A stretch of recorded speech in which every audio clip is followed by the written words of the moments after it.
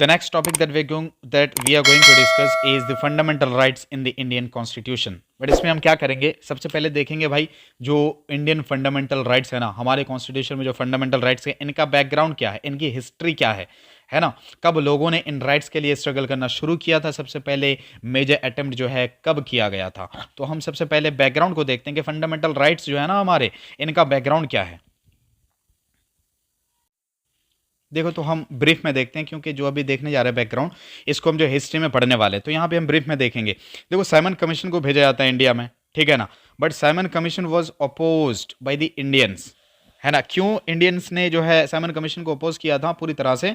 Because there was no any Indian in this commission, कोई भी Indian इसमें नहीं था, सारे के सारे वाइट्स थे। इस वजह से साइमन कमीशन को जो है ना, not salmon commission, Simon commission, तो इसको जो अपोज किया जाता है इंडियंस के द्वारा, ठीक है। रिजल्टेंटली क्या होता है, देखो नतीजा क्या निकलता है इसका।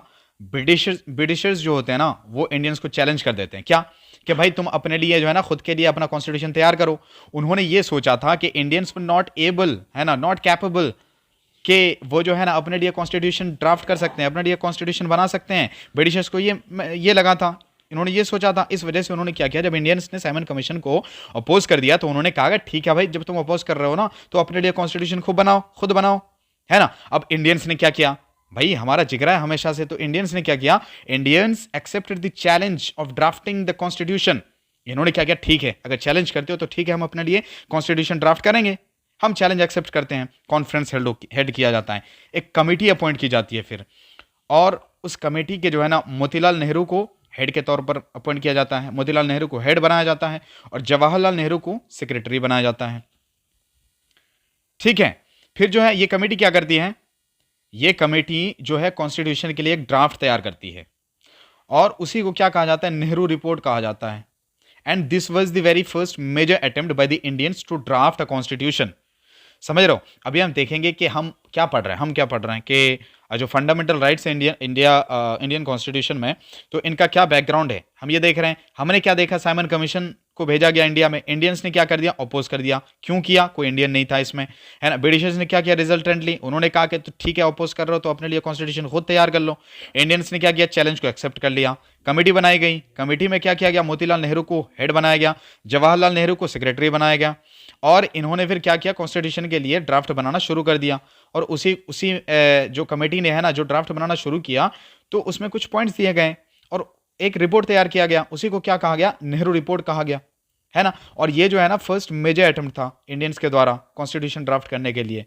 अब हमें ये देखना है कि भाई जो नेहरू रिपोर्ट है उसमें क्या पॉइंट्स थे, हमें ये देखना है, क्योंकि हम जो है फंडामेंटल राइट्स के बैकग्राउंड को देख रहे हैं कि फंडामेंटल राइट्स का बैकग्राउंड क्या है। तो हमें इसलिए नेहरू रिपोर्ट के मेन पॉइंट्स को देखना पड़ेगा, क्योंकि हमें यहीं से फंडामेंटल राइट्स का बैकग्राउंड देखने को मिलता है। अब देखो नेहरू रिपोर्ट के मेन पॉइंट्स की बात करें तो इन्होंने क्या मांग की थी, क्या डिमांड की थी। इन्होंने कहा कि भाई हमें डोमिनियन स्टेटस चाहिए, डोमिनियन स्टेटस जो है ना इनका प्राइम मोटिव था, ठीक है। अब दूसरी बात क्या है, दूसरा पॉइंट क्या था इसमें इंपॉर्टेंट, वो ये था कि हमें बिल ऑफ राइट्स भी चाहिए। अब हमने बहुत ही डिटेल में देखा बिल ऑफ राइट्स क्या है, मतलब फंडामेंटल राइट्स चाहिए हमें, समझ रहे हो। मतलब हमें इसका बैकग्राउंड देखने को कहां मिल रहा है भाई, 1928-29 में देखने को मिल रहा है, किसका, फंडामेंटल राइट्स का इंडियन कॉन्स्टिट्यूशन में, है ना। कि जब नेहरू रिपोर्ट तैयार किया गया तो उसमें जो मेन पॉइंट्स थे, वो उन मेन पॉइंट्स में सबसे जो मेजर पॉइंट था वो क्या था कि भाई हमें डोमिनेंट स्टेटस चाहिए। अब इसका क्या मतलब था, इसका मतलब ये था कि भाई सेंटर में तो क्या रहे, ब्रिटिशर्स रहे, वो हम पे रूल करें, है ना, बट फिर भी हमें क्या किया जाए, पावर दी जाए। तो इस वजह से अभी देखेंगे कि कुछ चीजें जो है ना बोन ऑफ कंटेंशन के तौर पर भी काम कर रही थी, और बहुत ज्यादा डिसएग्रीमेंट्स भी थे हमारे लीडर्स के बीच में, है ना। तो खैर हम ये देख रहे हैं कि भाई इन्होंने डोमिनेंट स्टेटस की मांग की थी, और बिल ऑफ राइट्स को भी इन्होंने क्या किया, इन्होंने मेंशन किया कि भाई हमें बिल ऑफ राइट्स भी चाहिए, यानी हमें इक्वल राइट्स चाहिए फॉर मैन एंड वेमेन। हमें क्या चाहिए भाई, तुम क्या करो, हमारे लिए फेडरल गवर्नमेंट को फॉर्म करो, ठीक है, सुप्रीम कोर्ट को फॉर्म करो, ओके। अब नेहरू रिपोर्ट के साथ एक प्रॉब्लम थी, वो क्या प्रॉब्लम थी, देखो इन्होंने क्या कहा कि हमें जो है ना डोमिनेंट स्टेटस चाहिए। इसका मतलब ये था भाई हमें जो है ना, हमारे लिए तुम फेडरल गवर्नमेंट क्या करो, फॉर्म कर दो, सेंटर में तो तुम ही रहो, रूल करो, है ना, यानी मेन पावर्स जो है वो तुम्हारे पास होंगी, हमारे पास मेन पावर्स नहीं होंगी। तो इसी वजह से जो dominion status for India with in British Commonwealth was the main bone of contention with the leaders like Jawaharlal Nehru, Netaji Subhash Chandra Bose, Sardar Vallabhbhai Patel और वगैरह। इन लोगों के बीच में अब ये बोन ऑफ कंटेंशन बना हुआ था, ठीक है, कि भाई ऐसा कैसे हो सकता है, हमें जो है हमें इस तरह से हमें ये डोमिनेंट स्टेटस नहीं चाहिए कि ब्रिटिशर्स के हाथ में ही मेन पावर्स हों, हमें ये डोमिनेंट स्टेटस नहीं चाहिए, हमें क्या चाहिए, हमें पूर्ण स्वराज चाहिए, हमें कंप्लीट इंडिपेंडेंस चाहिए। खैर, तो ये एक अलग टॉपिक है, हम इसको हिस्ट्री में पढ़ेंगे। फिलहाल हम क्या देख रहे हैं, हम देख रहे हैं फंडामेंटल राइट्स का बैकग्राउंड। तो हमें बैकग्राउंड कहां पे देखने को मिल रहा है, बैकग्राउंड इसका जो है हमें देखने को मिल रहा है जो नेहरू रिपोर्ट पेश किया गया था ना, उसमें हमें देखने को मिल रहा है कि उन्होंने बहुत पहले ही फंडामेंटल राइट्स की डिमांड करना शुरू कर दी थी। ठीक है, तो ये क्या है, फंडामेंटल राइट्स को हमने देखा, फंडामेंटल राइट्स के बैकग्राउंड को देखा। अब हम बहुत ही डिटेल में फंडामेंटल राइट्स को एक एक करके देखेंगे। एक और है, जल्दी से हम देख लेते हैं, एक छोटा सा टॉपिक और है, जल्दी से हम देख लेते हैं। क्या, ordinary legal rights versus fundamental rights, इनके बीच में बेसिकली मेजर डिफरेंस क्या है ना। तो देखो, फंडामेंटल राइट्स क्या है, फंडामेंटल राइट्स को गारंटी किया जाता है किसके द्वारा, कॉन्स्टिट्यूशन के द्वारा, और प्रोटेक्शन भी इसको मिली हुई है किसके द्वारा, कॉन्स्टिट्यूशन के द्वारा, है ना। क्या कोई इन राइट्स को वायलेट कर सकता है, हमने देखा even the government can not breach and violate this rights. अगर करती है भाई, तो हम कोई भी करे तो हम क्या कर सकते हैं, कोर्ट अप्रोच कर सकते हैं, ठीक है ना। तो fundamental rights are guaranteed and protected by the constitution. अगर इनको इनके साथ छेड़छाड़ करनी भी है, अगर कोई छेड़छाड़ करे इनके साथ, अगर कोई चेंज करना चाहे तो कैसे कर सकता है, there is only one way, वो क्या है कि भाई कॉन्स्टिट्यूशन को ही अमेंड करना पड़ेगा, उसके अलावा कोई दूसरा चारा, कोई दूसरा रास्ता जो है नहीं है ना। बट लीगल राइट्स क्या है, देखो वो ऑर्डिनरी लीगल राइट्स क्या है, तो इनको एनफोर्स किया जाता है ऑर्डिनरी लॉ के द्वारा, और प्रोटेक्ट भी किया जाता है ऑर्डिनरी लॉ के द्वारा। अब ऐसा नहीं है कि भाई अगर तुमको कोई ऑर्डिनरी लीगल राइट्स चेंज करना हो तो अब तुम्हें जो है कॉन्स्टिट्यूशन को अमेंड करना पड़ेगा, तो ऐसा नहीं है।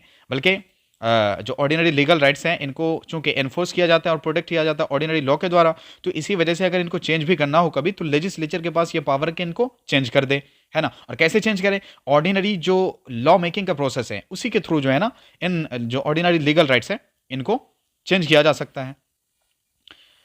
अब रोल ऑफ जुडिशरी हम देख लेते हैं, राइट्स के रिगार्डिंग जुडिशरी का क्या रोल होता है। तो हमने देखा भाई कि अगर कोई भी इन राइट्स को वायलेट करता है ना, या फिर एनी लॉ और any action against the constitutional provisions और fundamental rights can be declared null and void और इलीगल, है ना। तो कोई भी ऐसा एक्ट हो, कोई भी ऐसा लॉ हो जो कि कॉन्स्टिट्यूशनल प्रोविजंस के अगेंस्ट हो, कॉन्स्टिट्यूशनल प्रोविजंस के खिलाफ हो, या फिर फंडामेंटल राइट्स को वो क्या करे, वायलेट करे, ब्रीच करें, फंडामेंटल राइट्स के अगेंस्ट हो, तो जुडिशरी के पास ये पावर है, वो क्या करें, जुडिशरी जो है ना, ऐसे लॉ या ऐसे एक्ट को नल एंड वॉइड डिक्लेयर कर सकती है या फिर इलीगल डिक्लेयर कर सकती है, ठीक है।